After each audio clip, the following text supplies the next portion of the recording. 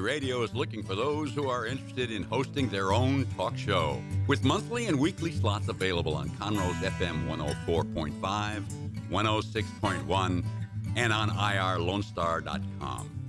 Start your own podcast, create your first YouTube channel, and be on TV. Contact Lone Star Community Radio online at irlonestar.com or call the station message line at 936-647-3776. Thank you for listening to Lone Star Community Radio. This program was broadcasted and recorded live from the LSCR studios in downtown Conroe, Texas. Lone Star Community Radio is supported by listeners like you. Donate and sponsor today. For more information on getting involved with Lone Star Community Radio, contact us at lscrstudios@gmail.com or visit us online at www.irlonestar.com. Good afternoon, everybody, and thank you so much for joining us on the Cindy Cochran Show. It is 2 p.m. in Conroe, Texas. That's Central Time for all you in New York and California. And so I just wanted to say I hope you guys had a great Christmas, and I hope that I was in the line at KFC, not KFC, Chick-fil-A, and the guy, was doing the thing. They're so sweet, they're so nice, and all that. And so we finished, and I went, okay, well, Merry Christmas. I started to drive off, and I stopped the car, and I went, I'm sorry, that was Happy New Year. And he goes, I got you, I understand. Because he said, he said, I love when they say pleasure. That's my pleasure. It's so sweet, and they all do that. It just makes me feel so good. But anyway, Yep. That's how I got my day started, and then I went on over to Kroger. You know what's funny is growing up, when someone says thank you, like for some reason my dad always disliked it when someone said no problem. Oh yeah, no worries. I didn't like no worries. That became like, okay, enough. And I go like, no worries. But my pleasure is what you like. It was my pleasure. It was his pleasure that it was my. But in today's world, that's like you're hitting on somebody. Madam, it's my pleasure. Did I tell you that I'm standing in the gas station, and I was looking for Christmas presents, and I standing there, and all of a sudden, this guy comes up behind me, and goes, "You're beautiful, and I love you." So I just said, and I turned around, and I was wondering who they were talking to, and I looked, and he went right past me and went somewhere else in the store. But that was so weird. I know he didn't mean it because, I understand that. But it was just a strange thing to have somebody whisper that in your ear. Oh, it was weird. But it certainly got my attention. And but I was just him and me, and the girl at the counter was the only ones in the store. I'm compelled to tell you how beautiful you are. Huh? I'm compelled to tell you how beautiful. That's what he had to do. He felt compelled to do it. I think you're talking about my soul. Oh, that's weird. He could tell I had a beautiful soul. I ever tell you a story about the guy trying to pick up a girl in the gas station to go golfing with him? No. So I went to the gas station, and I was inside getting a drink and some stuff before going to Buddy's. And there's a lot of people in line, and this lady wanted to get cash. I guess she thought, like, when you go to H-E-B and stuff, you get a stick of gum, and then you can get cash back or whatever. Yeah. And the guy was like, oh, we don't do that here. You have to go to the ATM. And this guy that was like two people behind him, who I was behind, he goes, how much cash do you need? And she just goes, excuse me? And it's like, how much cash do you need? And then she's like, I was just going to get like $40. Like, well, I can give you $40, but you got to go golfing with me today, like right now. Did she go? No, she's like, what? There's strings attached to that. Oh, man. That's terrible. Well, we know you would have gone. For how much? I'm just kidding. Just $40. Okay. I thought it was funny. I was like, this guy just woke up. He's going to go golfing. Probably came to the gas station to get beer or whatever. And then It's just like, I'm just looking for someone to go golf with. You want to go? So, Yeah, it's so you ready for New it's Year's? scary. Am I ready for what? New Year's. Yes. You know of New Year's course. is coming up, right? Well, yes. Okay. I got to keep you being reminded because I thought you were already in Austin having a good time, and this has been the longest month. It's only the 28th, it feels long. and we got to go to the 31st, and so it's just before it becomes the new year. But boy, all the fireworks stands are set up and ready to go, and people are already popping those off. And you walk out on the back porch and you think, oh, they're shooting at us, because we have like 5.5 acres, and it goes to a creek. It's called Lewis Creek, and the creek's there, and then it starts a mobile home park after that. And I think the people think that there's a lot of woods, between us, but they think it's okay to shoot into those woods. And I'm so afraid that if they stood at the edge of that creek and shot toward our house, that it would reach our house. And so I make everybody go inside. If you start hearing guns pop, you make everybody go inside, because the porch is the best thing about the house, to be able to look out and sit there and rock in the rocking chairs and talk about old times. And then you hear all this stuff going on. And we thought there'd never be anybody on that property, but yep, here they come. It's getting crowdeder and crowdeder. But I do want to say thank you so much to Chris Wootton. And this is our last show of 2023, but he's still our sponsor. Yeah. But I just wanted to say, Dude, I'm glad you remembered that. We're going to take him into, of course, we're going to take him into 24 with us for sure. And he's been great for this year. It's been so wonderful having him. He's sponsored 3 times with us already. He believes loves in the us. message of Cindy Cochran Show. It's just such a positive message. And you know what? I laugh so much on this show. And I go back and I'll watch different shows. And when I laugh, I bounce with the chair, and it aggravated me so much. And I'm so surprised that Dennis O'Connor. Why do you think these chairs break all the time? Oh, maybe that's it. I shouldn't jump up. I shouldn't bounce up and down the chair. I'm gonna try and be still and not do that.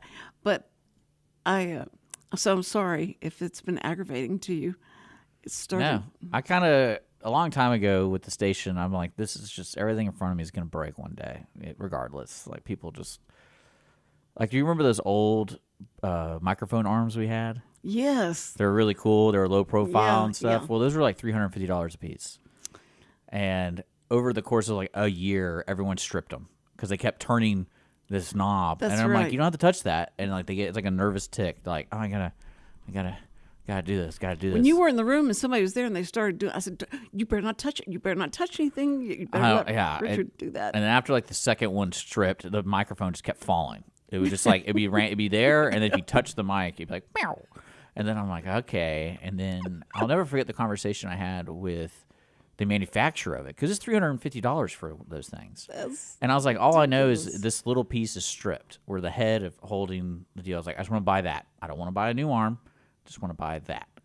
And they like didn't understand that it's stripped. They're like, well, can you send us a picture of what you're talking about? I'm like, send him a picture. And he's like, well, that you're gonna have to replace the whole thing. I'm like, well, why do I need to replace the whole thing? It's just the head. Yeah. Like it's just where the screw is, that's stripped, so it won't tighten and that kind of thing.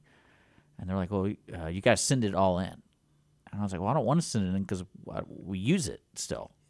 And it was weird. I was like, I can't just buy it. I'll buy it. They're $40. I'll buy them. I don't want to spend $350 because I love those arms. Those arms are really cool. Yeah. And then after that discussion, I was like, that's ridiculous. I can't just buy this. Like, But these are fine, and they're perfect. They have this little mic flag on it, so and people they can see it. hide Look your at that. your double chin. It's great. I love it. Yeah. It's perfect. I think they're great. But people have said I can't see you, but your eyes. That's all we can see is your eyes because you don't sit up straight. But that's because I'm bouncing when I laugh. But I won't do that anymore. You're not as bad as some hosts, though. Some hosts like literally go like this, and they're like, "What did you say?"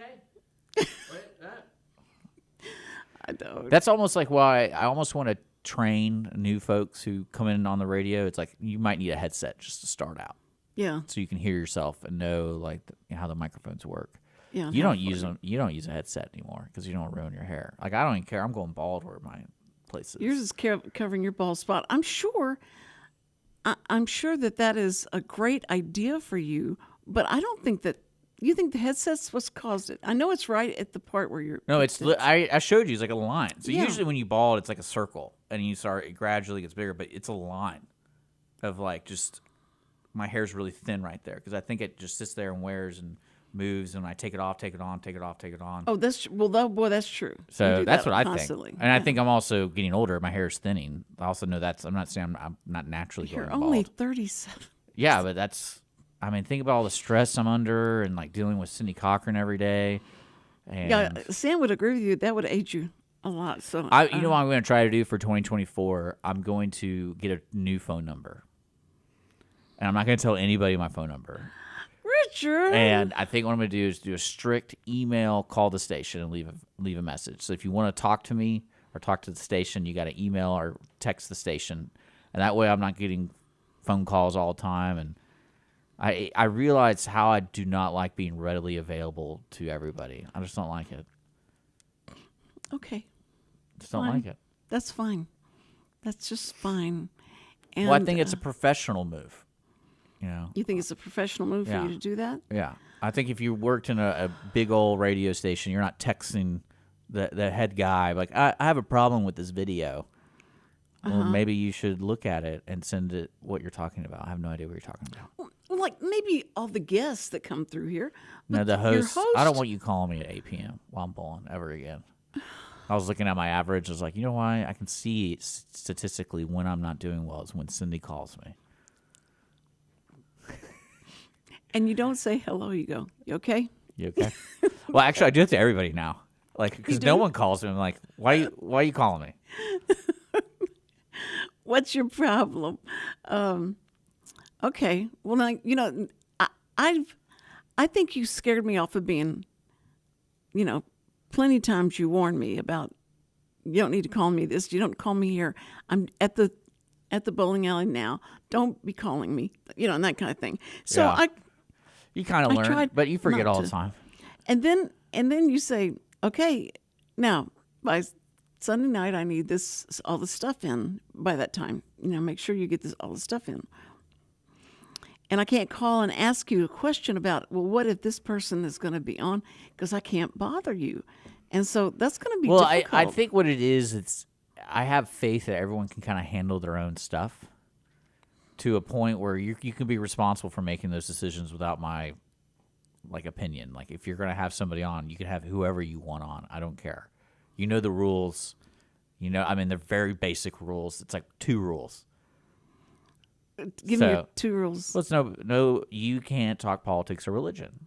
Oh, yeah, that's But my the guests 2 rules. can. But it's just like you can't invite these people on for the And I sole can't- purpose of you trying to use the station as a soapbox about, you see what they're doing over there in Israel. Let's talk about that. I'm like, no. Well, you let me the other day with Andrew. Yeah, but that conversation sucked. So we had to change it real fast. I was like, this is stupid. We don't know anything about this.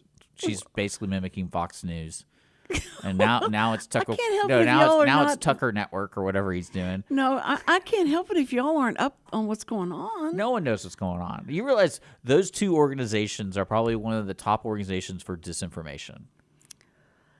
No, it's not. Oh yeah, both of them are. Oh yeah. Oh, no, it's not. No, Richard, Come don't on. say stuff like that because you're wrong. You're doing the misinforming by saying that about Fox News. I'm not talking about Fox News. I'm talking about Israel and Palestine.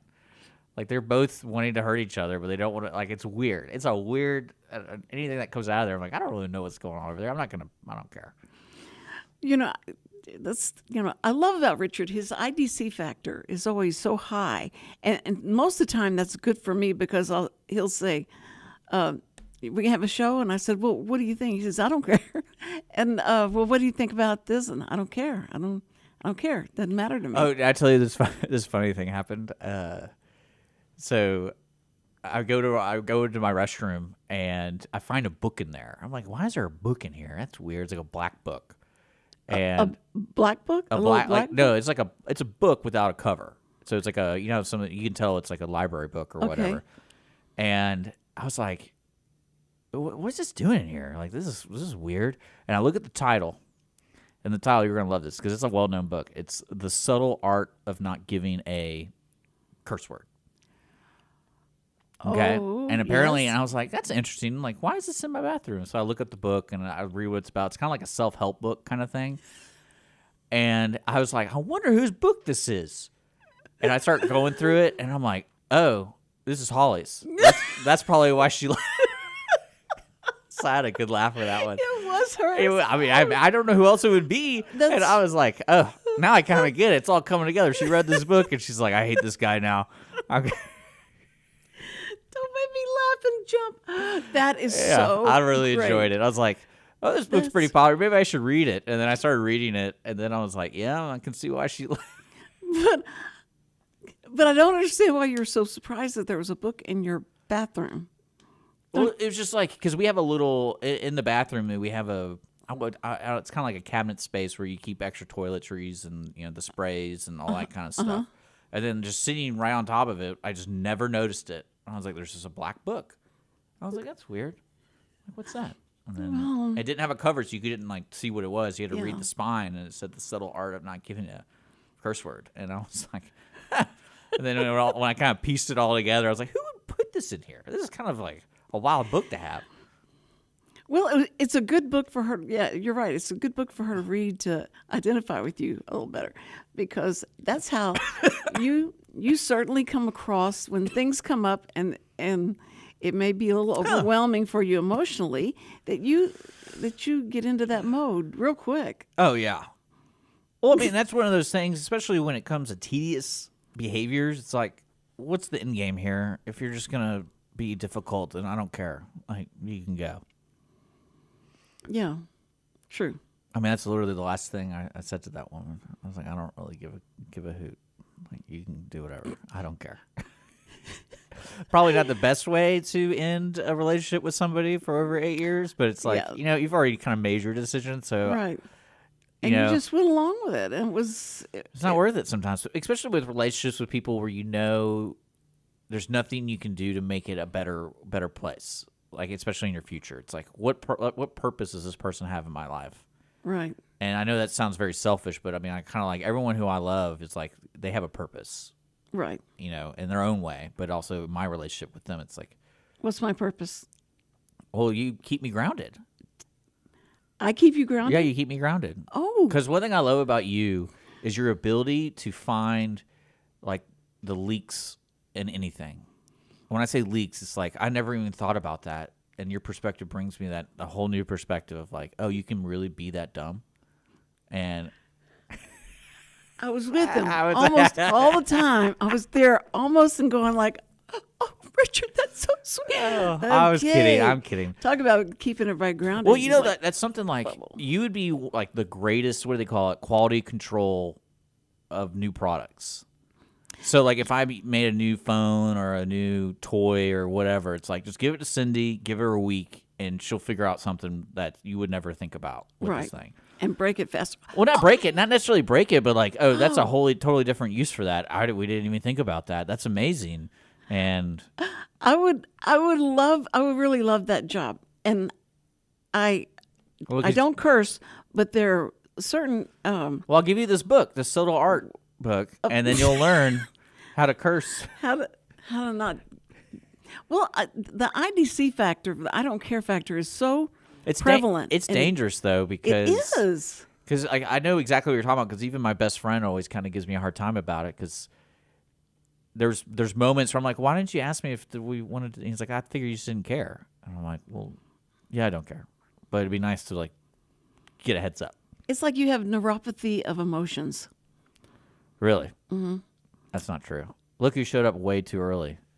Told him not to show up. Look at that. He doesn't listen to me. But he's gonna try. He's gonna. I don't have a buzzer, so I can't buzz him in. Oh, there's no buzzer. No, there's no buzzer. He can't buzz you in. Sorry. Okay. I can let him. But yeah, no, it's Armando. I do get reminded of that about me, and I don't intentionally do it. But it's also there's certain things like where to go eat, what to do, and I'm like, well, if as long as we're together, does it really matter? Like, just pick a place. Yeah. Or it's like, But see, I think right below that though, you have such a big heart, and you're very sensitive, and you're very kind, and you've shown that with a lot of people like Carly and and someone like me, and having somebody as old as I am on the show and letting me. well, it's be community here. radio. Anyone can have a show as long as they control themselves. Well, Like, there's a certain amount of control you have to do. Like I said, keep it simple. Yes. It's just there's 2 rules. There you go. And the second rule is community based. You got to be open to the community about like whatever y'all are talking about. It has to do Right. something. Like your show is purely entertainment because it's just wild. purely. Plus, you had some entertainment. really great guests, interesting people around town.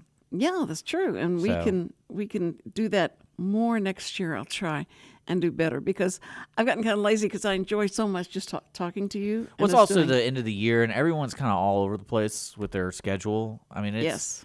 it was kind of difficult for a lot of the studio to like figure out if they're doing a show or not, and then, but people didn't realize Mondays are the holidays. So back to back, you got New Year's or you got Christmas Right. and New Year's on Monday. So a lot of people now are like, "Oh, I got to record my shows," and I'm like, "Okay."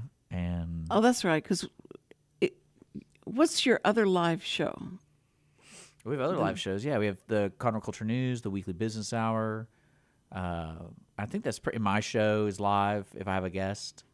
In the which- morning. In the morning. So Yeah. it's just kind of Where one of it's those just you. things. Okay. So, Well, but we have several other shows that are recorded, yes, and yeah, which is fun. I like doing the recording stuff more because there's more planning in the program. So I like those a little bit better, but also there's more chaotic too. Ironically, I don't know how they're chaotic, but well, I really love this because this is what I would like to listen to if I'm driving well, it's and I live. turn on. I'll find and I'm lucky you don't like to curse because this program. You're lucky I don't like to curse. yeah, because you're live, and if say you're one of those guys Oh yeah, or ladies like that, Dennis. yeah, hey Dennis. Dennis, hi Dennis. Well, look, okay, so Happy look, New Year. what it is going to become the New Year's. Are you one of those people that does the New Year's thing? Meaning, like you stay up till midnight and all that kind of Now, stuff. a lot of times, Like you're I already stay staying up to midnight regardless. a lot of times anyway. But then, Or you can get stuck in a I bathroom. go through. I think that'd be great. Then I go to sleep at night. But see, at 75, you've been to so many of those parties, so many of those things, and all that it's like that's not. Well, that's actually, not and that's what I fun. was telling Andrew of Audience in One show Wednesdays at 10 a.m. on Lone Star Community Radio. I go New Year's is my favorite because it forces everybody to stay up. So like that's like the one night you get to hang out with everybody and Yeah. everyone's on the same wavelength. Because a lot of times when you get together with friends, there's like, oh, I have kids, and it's like I can only be there for an hour and that kind of stuff. But New Year's, everyone kind of makes plans like, oh, we have to be there till midnight. Right. So I have to get a babysitter. I have to do this stuff. So, or they just don't come at all, which is, again. Do y'all just drink? Do you play games? How do you keep It entertained? just depends. Like, I think, all that time. like 1 year we did the bowling alley, which was a lot of fun. Now that's perfect. You just bowled, and then if you didn't want to bowl, you just hang out with people, Right. and then you have food, and Yeah. if you want to drink, you can drink. Did you have to rent? Yeah, you get it. Like you basically reserve a lane. A lane, and that's Yeah. your lane, and you can keep it all night Yeah, for one price. yeah. What is? I don't know if they're doing that this year. I have no idea. That's awesome. But we did that 1 year. That was fun. And then, of course, we've done the things where you do the cocktail parties. We're like at a hotel. I did that as a family where my parents' anniversary is on the 1st. Mm-hmm. And I want to say for their 25th anniversary, we went to some hotel, and they got us all a room, all the kids. And they're like, hey, we're going to celebrate New Year's and celebrate our 25th into midnight. Yeah. So. And when they had the hotel had this cool piano bar, so it was like this piano player was playing all night, so that was awesome. But then there's other things too. You have like the house parties, people do, and that kind of stuff. You don't have to drink. There's other events to do. Well, I mean, when Sam was working as a salesman, and they had all these parties, and they go on trips and stuff like that, and so you have so much of that, And I cannot stand small talk. I can't stand meeting all these people. Well, that's that why you I need don't to read know. this book, and then you'll learn that small talk is something that you can have fun with. I love small talk because you can just be a wild card in the conversation. Well, and here we are on radio and talk radio, but to sit and talk to a lot of people, I did that so much because of being, on TV. Yeah, but you don't and have you're on a lot of stuff. You're looking at small talk as like a safe space talk. Like, no, you don't have to do that. Like, you can actually talk to somebody about stuff that you want to talk about. Because I remember one girl got mad at me all the time because she accused me of just interviewing people when I would talk to people. She's like, "You're doing your radio thing. You're interviewing them." I'm like, well, "What's the difference? Like, I'm getting to know this person." That's right. And I had this one girl the other day, like, "I can't believe I'm telling you this." I'm like, "Oh, you can't believe you're having a conversation with somebody? That's terrible." She's like, "I thought it was gonna be because we're at like some social networking. Like, she's used to the small talk." Yeah. And I got her to admit some stuff, and I was like, "Yeah, it's just having a conversation with somebody." Well, I mean, the easiest way to get through all that is because you ask them questions about themselves and they want to talk about that. And that's interesting and they know about it. But normally it's just Because you're going to meet some duds. yeah. I mean, there's some duds out there that are a lot of fun. But the people that are drunk are the funniest, and they're the most. That's the usually me. funniest to talk to. You remember when you were at that Do was it where I introduced Jared and his band, and Oh, I don't know where that was, but I know what you're talking about. but you were definitely Yeah, I was having fun. 3 sheets, maybe 4 sheets to the wind. It was. Yeah, I was it having fun. Yeah, and you were so different. I understand sometimes probably why women was, like say, here, take a drink and have another one, because of, of the difference of personalities. Sometimes it's really interesting. And you seem to really let down your hair and you could have a good time. Always have a good time. What are you talking about? Well, no, I mean, it was just you being inebriated. I sound like I can't even say it because Inebriated. yeah. Is that your personality was just, really, it was there all the time. Maybe you should think about having a drink because dealing with you all the time is maybe there's something better, Because you literally just said that about me. When you're drinking, Richard, you're better. No, it was just a different Richard. It was just No one likes me unless I'm like drunk. it was different. You were I'm having a good time. There's music. Yeah. I like to have a good time. I like to have a beer you're or real two. relaxed. But I mean, at work, just seemed like you had a little bit different attitude. And so I'm just saying that I like both Richards, and I don't, I wouldn't want you without the other one. But I see you when you're very kind to somebody, and when you're really intense on talking about some subject matter. You've got so much to say. That's why you're on this show. But sometimes it's just that you just don't know that about Richard, and people may not understand that because you're always bashing me and trashing me, and so they may think that you're a hard-nosed. Oh yeah, I get that all the time. When I'm a jerk. I'm like, okay. You don't care. I don't care. Well, I've definitely become one of those. I have those ideals that you can't really judge people unless their actions are judgeable. Mm-hmm. If that makes sense. No, that's right. That's so exactly it's right. like I don't really like looking at people and be like, oh, let's just assume X, Y, Z, this, and this. Right. And I think that's why a lot of my friends, girlfriends, and wives like me because I just get along with whatever. Like everybody. I'm just like, there's very few people I've had in my life where I do not like them. And I know, and it's funny is a lot of those people aren't even bad people. What it is there's always something bad happening when they're around. And so it's like I can't mix myself with this because it's like I'm gambling on if I'm getting arrested or not. I just can't do it. Yeah. Like there was a unique fella in high school that was like that. He was loud, and he didn't know what he was going to do, and he just attracted. He was just like and he was fun, but that kind of fun I don't like because again, if you're anywhere in public with this guy, I'm sitting there going like, okay, if we go out to eat with this dude, like something's gonna happen. Like their food's gonna get spit in, or that kind of thing. I'm like, I'm not mixing myself in that situation. Boy, that is so true. And Sam had a friend that was the most embarrassing. And I really don't get embarrassed easily, but this guy embarrassed me so bad because of what he would do to the waitresses.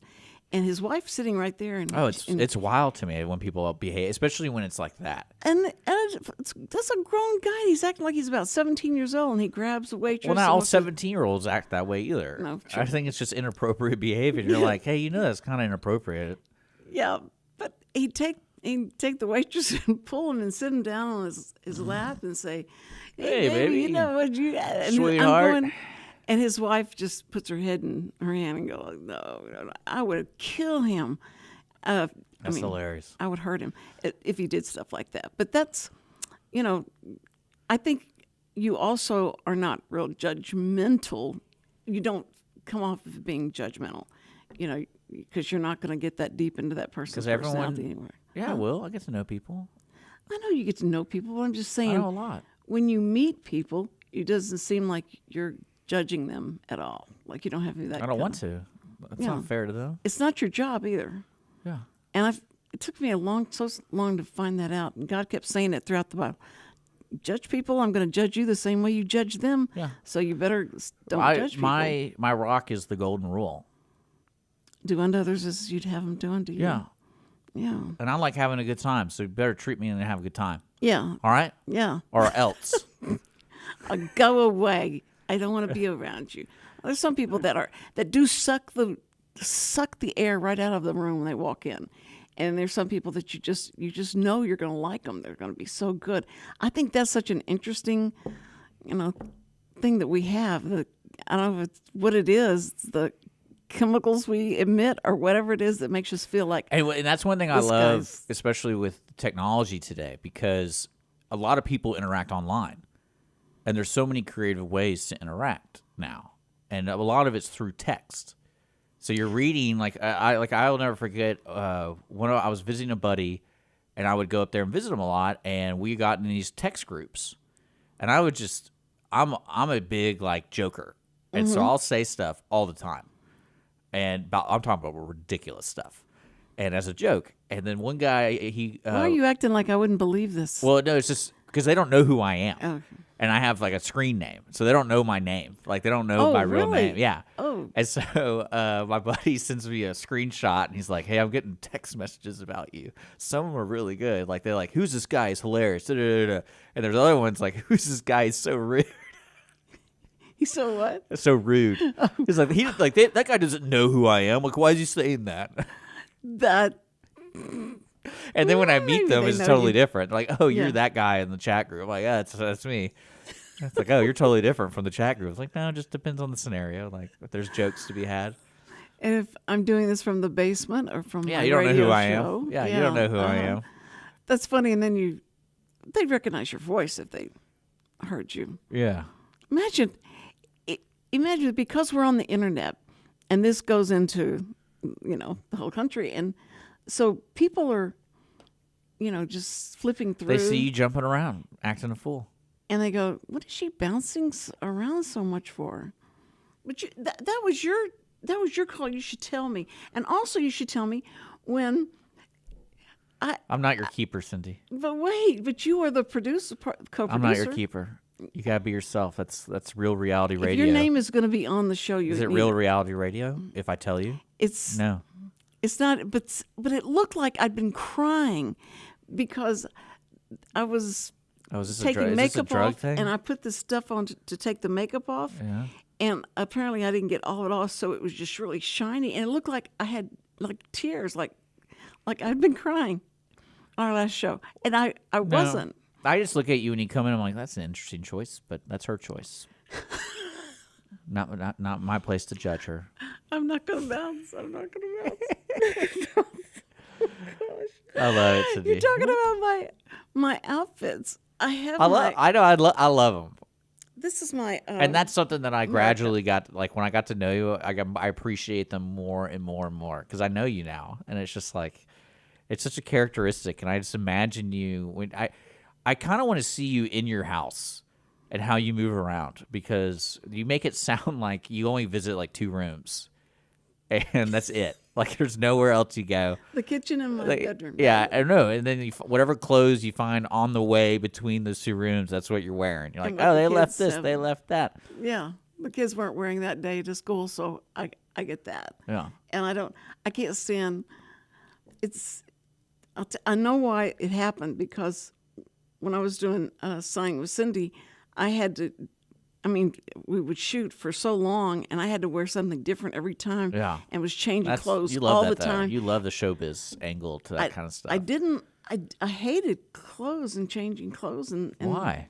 Because it was too much trouble. That's part of the job. But it was just too much trouble. And having to put makeup on and the hair and all that stuff, it was ridiculous. So I didn't like, I thought radio would be so much more fun, because from the neck down, you don't have to worry about what you have on. You could be wearing anything. It's okay. You don't care. And, and especially, I didn't think you would care. I mean, I care if you wear pants or not. Well, yes, thank you. Well, that's one thing. People, that is one thing I love about producing all these shows over the years. Is it's like people think that I'm their boss, and so when people are like, "That person's wild," that person, like, hey, what do you do about that? I'm like, that's who they are. Like, that's Cindy. She bounces around. That's who she is. Has anybody complained to you about me? Never. Okay. No, they have. What'd they say? The only thing I remember getting like actual bona fide complaints was I got bamboozled by a show, because they approached me, and they're a nonprofit, they said, and it was about water and like water rights, and they like do awareness in Texas. Mm-hmm. And I was like, that's a good idea, because like groundwater is important, the SJRA is important, like it's all something we're all dealing with, right? And educating the community about that. I really like that idea.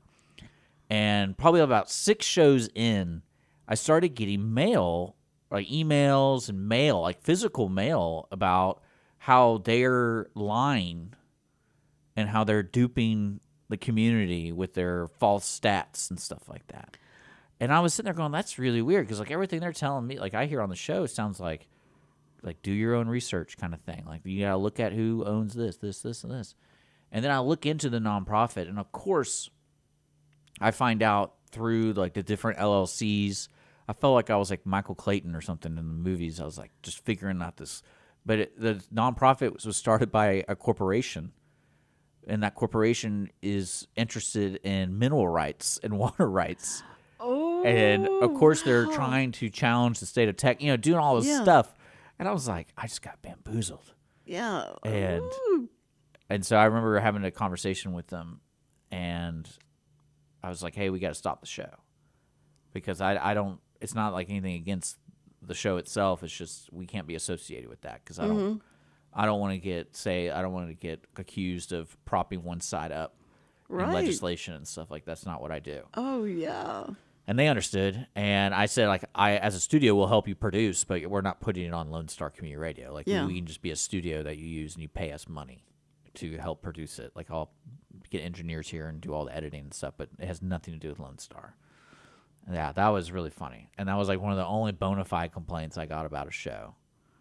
No, you got one with Mark and I. Really? Yeah. We first started the show. Mark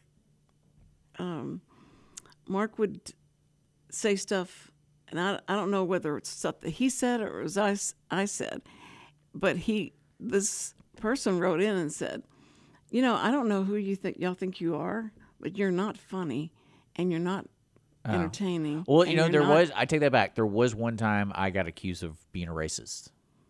A racist? Yeah, because we had a show that had an African-American woman, and this guy accused me of racism because I didn't promote her enough. And so I had to tell this guy, I was like, well, sir, we promote everyone equally. They're on the website. They're on our Facebook. And then I leave it up to the show themselves to promote the show. Mm-hmm. And I was like, I didn't know what else to tell the guy. I was like, it's not my fault. She has a show that like Sunday night at 9 p.m. on the radio. Like, She chose that. She wanted that. I remember that. Yeah. I remember that. I remember And that show, it really shook me a little bit because I was like, I guess it's about perception, especially the expectations people have. Was that a jazz show? Yeah, it She was the did a jazz show. She was yeah. real sweet. I loved the show. I Yeah. listened to it. And I was like, this is a great program. But she also was a working mom. Yeah. And she had a lot. And I think, and it made me reflect, like, what am I doing to help people? Because it sounds like I'm not helping her. Yeah. Because somebody, I don't know if it was her husband or something, wrote it in, but he accused me of being racist about it. And I was like, well, I'm there 5 days a week. She could easily come in during that week and be with me. I can help her. Yeah. But she chose to Right. do this, and I can't be there every Saturday night. Like, I can't. Like, that's and I was there a couple Saturday nights to help her. So it was weird, and I was like, okay, I guess people can call me whatever. That's when I Well, Mark was devastated, just devastated that we got this. that he wasn't funny. That he said it wasn't funny, and I said, Mark, that's great. That really shows that you're a show. That you've gotten Yeah, criticism criticism. is what you deal with, and I wish we had had the guy's phone number. We'd have called him and said, Yeah, "What do you think is funny?" So that really bothered him for a long time. He didn't like that. well, that's when you start reading the internet comments. You're just like, this world's a crazy town. I love it. Mm-hmm. So, Yeah. but then again, it's like, I know what I did, and I was like, I'm not a racist. Like, I know I'm not. So, but it also gives you a perspective. If someone says you're not funny, you're like, well, maybe I'm not. Maybe I need to try to be a little funnier. Maybe I actually need. But I'm very comfortable in my own skin, so Yeah. I'm okay. It's like if I think it's funny, I think it's funny. But if you don't think it's funny, then turn this off. But I think that never want to try to hurt anybody's feelings or anything like that. But I believe that when we do this kind of stuff and people comment, I love that. I love their perspective of it and all that. Because for so many years, being on television and interpreting the news for the deaf and going out and speaking to the deaf, speaking to them and speaking for them and different things that I did, I wouldn't get criticism because people thought that, that's a handicap and you don't want to criticize somebody that's trying to help the deaf or any of that. So I never dealt with that. The only time I dealt with it was when I went to California to try and to sell the Signing with Cindy series, and we were there, and this company wanted to meet with me, and it was a company that was it was all employed by deaf people, and they called me in, and I was so excited, and You said they're deaf people? How do they call you? they called me in on the TTY. Oh, okay. I was confused. TTY I thought they was- called you. I'm like, how do they speaking to? No, because they have, it's on, the TTY is like really the beginning of the, your phone, this phone, and the mobility of it. But that's the way they communicated. So anyway, I went to the meeting, and I'm in this meeting. I come in and sit down. This guy comes in, and nobody has said anything. There's nobody's just sitting there. And then he comes in and he goes, "Who do you think you are talking for deaf people?" Well, I like it. Yeah. And I said, Did you tell them you're the chosen one? "What do you mean? That's what you should do. Just, What? I was the chosen one. What do you mean?" And he said, "Because you're not deaf. Yeah, I can totally see this Your perspective. parents are not deaf. And you are talking for us and telling the people what they should think about us. We want you to take that show off the air and not let that So be it's like on." the deaf mafia came after you? No, they were telling me they didn't Sounded like the didn't deaf like mafia. it. And I said, wait. You went all the way to California to get. To get lambasted. No, we were in California because they were doing some animation stuff for the beginning of the show. Oh, okay. So anyway, this person is telling me this, and so I stopped him. I said, wait. You don't understand. I'm doing this for the hearing people. This is for hearing people to understand that they can learn this language and be able to communicate with people that are deaf or hearing impaired, however you want to call it. And he said, that's not true. You're just doing this for the money. And I went, I made $600 doing that whole series for PBS. That's it. That's all I made. So I want you to know that, and you can decide if you think That's a lot of money to a deaf person. Do you know that? No, it wasn't. It was in 1981. No, I know. I know. Anyway, what was their response to that? They're like, you liar! You didn't make $600. What do you call get on the TTY and call the station that I helped put into the fire stations and the police stations. I'm so sorry that I was part of this, but no, I said hearing people want to help. They want to do things for you and help you. And he says, we don't need any help. So that's somebody that doesn't want to assimilate. They told me all this stuff, and we left. And That's I said, when you I'm put. sorry. Did you put the boot on them? No, I told him, I said, I'm not taking the program off the air. I'm doing this, and I've already talked to the community in Houston, and we talked about different aspects of it. But they were so for it. They wanted. This is a great awareness. opportunity, because what I would have done, I would have taken that experience, and I would have written a whole show about even deaf people can be jerks, and then just the whole show is about everyone is a human being on this world, even these people, and have their name or whatever. Like, these people can be jerks. Even these people can be jerks. Well, when I came back to Houston, I was so upset about this, and I wanted to know the truth from the deaf people. Do they want me to do this, or is this they feel the same way? And so I did like this town meeting, and they sent out the word, and so a lot of most of the deaf people in Houston came, and they were sitting in this auditorium. Does Houston? Do they tag these deaf people? How do you know they all came? Do you have like tags on them? Well, as many as we thought might be there. Yeah. Or interested in it. Yeah. It was. I don't know everybody's name. I didn't tell you the funny situation I got in with John Wukash, the bowler. I didn't tell, because he came up one night and he won a bunch of money, like the pot games. We had pot games at the bowling alley, and I was trying to talk to him, but I you know me, I'm just like going through the motions of this is how you're gonna get your money, da da da da da da da, and then I was like, I go, Dallas will call you, and like when the money's ready, and he's like, he looks at me, he's like, okay, and then I realized, how's he gonna call him? Like, he can't hear. And so I went back over to him, I apologized, and I was like, I wrote it down. I was like, we'll text you, what number to text you at? Yeah, very. I was going to say they text for sure. Yeah. It was a lot of money, and he probably wanted to know when he could pick it up. And so it was just really daft. I was sitting there going like, yeah, we'll call you. Yeah, go away. And then I was like, wait, how are we going to call him? And so he probably thought you just meant text, but. Oh, I know. He didn't care, but it was just funny where, and my brain was like, okay, what did you just do, you idiot? And it's okay. I'm sure it's how many times did they tell me, thank you for interpreting the news for the blind. That's so sweet of you to do that. What a great thing. I'm like, no, they're deaf. They're not blind. But anyway, so the response I got, I told them, I said, I went to California and I met with these people and explained to them what they were saying, and they were laughing. The deaf people were laughing, and they said, Cindy, those are and then this is a sign for rebel. They rebel, and they complain about everything. Don't listen to them. That's not true, because we want to have the awareness of deaf people and our lives and what we do, and we're just like them, except we can't hear, and that's the only difference.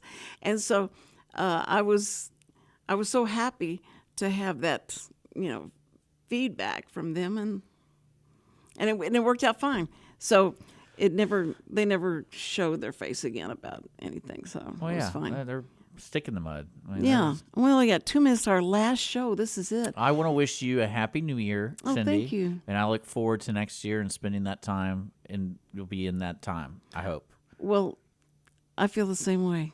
I feel the same way with you. I can't wait to get back in it. And you're welcome. About what? It was my pleasure. No, it was my pleasure. It was my pleasure. Thank you, and we just want to say thank you again to Chris Wootton, our sponsor. We love you, and we're so excited to keep this going. And also to your families and all that. Y'all be safe, be careful, and have a great New Year's. Yeah. And thank you to Wootton Financial for supporting Lone Star Community Radio's The Cindy Cochran Show. yes. Did I just say that? And also, but our first responders, we love you, and thank you so much for being so brave and there to help us and keep us safe. Okay. All right. See ya next year. Every week, people ask the same two questions. Are they ready to retire? Will their savings last for their lifetimes? Hi, this is Chris Wootton with Wootton Financial Group. Our firm has been in Montgomery County for decades, but the hopes and dreams of the people we serve never change. We help answer these two questions and many more that people have about their uncertain financial future. We have a simple introductory client experience that allows us to get to know the client and includes a few meetings for the client to kick the tires at no charge. We provide a concise, one-page summary that helps the client get a better handle on which questions are the right questions for them.